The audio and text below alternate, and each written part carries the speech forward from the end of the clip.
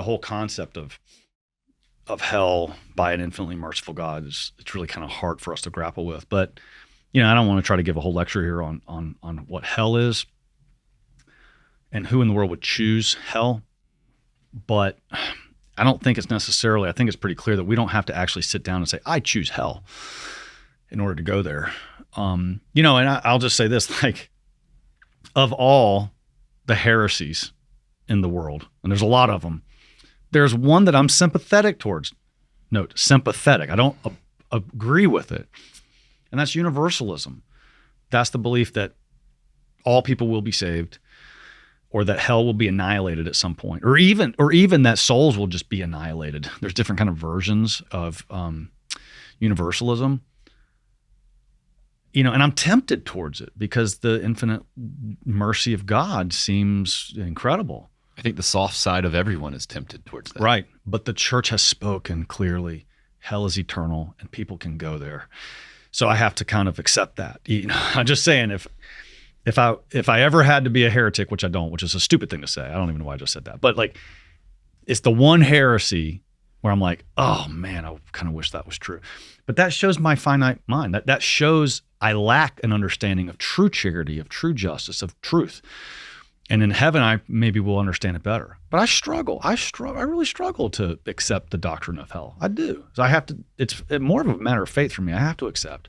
I do. I humbly submit to the church. But it's hard. It's hard because hell, once you meditate on it, it's awful. It's awful. And so I don't get kicks and giggles of like reading Dante anymore. Like I used to. And Dante's great. Read him. But it was almost kind of cool. There was almost an inordinate curiosity about what kind of sufferings were there.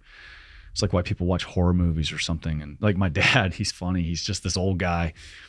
And he's the most manly man. Like, there's nothing feminine about him. But in his old age, he just kind of sits up in the mountains. And whenever he watches TV, he watches Hallmark movies. And we just make fun of him. What are you doing watching He watched cowboy movies and Hallmark movies. But he's like, they're nice. They're happy endings and little cute little love stories. And they're usually very innocent and pure. And it's just, and it's just this big tough guy watching Hallmark movies. But I think that there's an evolution of the soul there where it's like, I'm no longer entertained by the grotesque.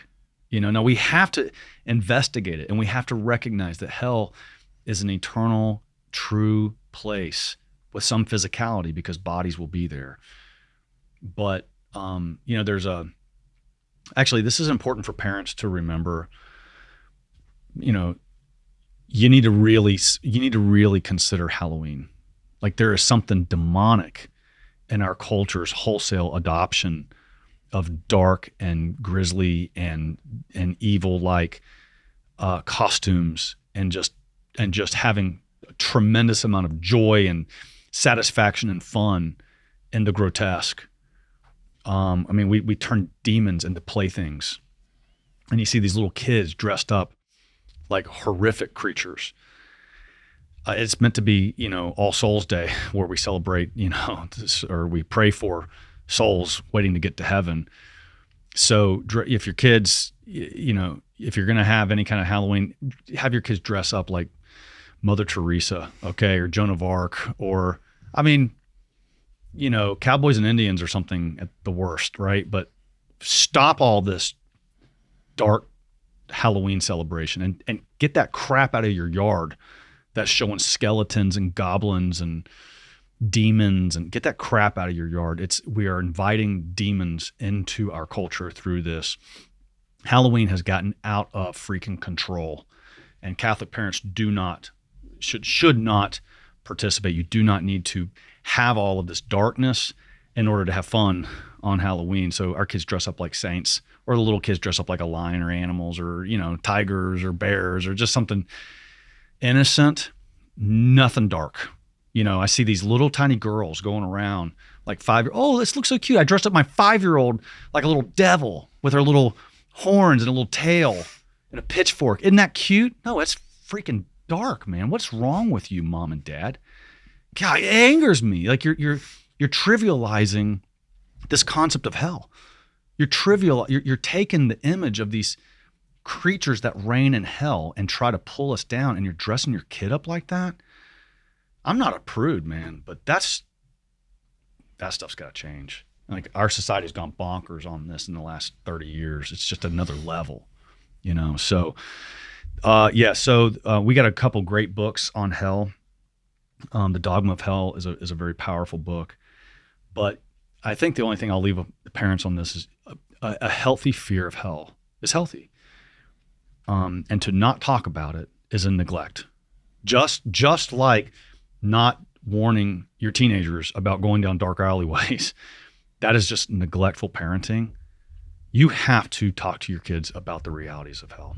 I'm sorry that it's a scary reality. Well, so is pornography, so is human trafficking, so is rape, so is drugs, so are gangs. You got to talk to your kids about those. What, you're going to avoid those because they're unpleasant? You need to talk to your kids about hell. It's real.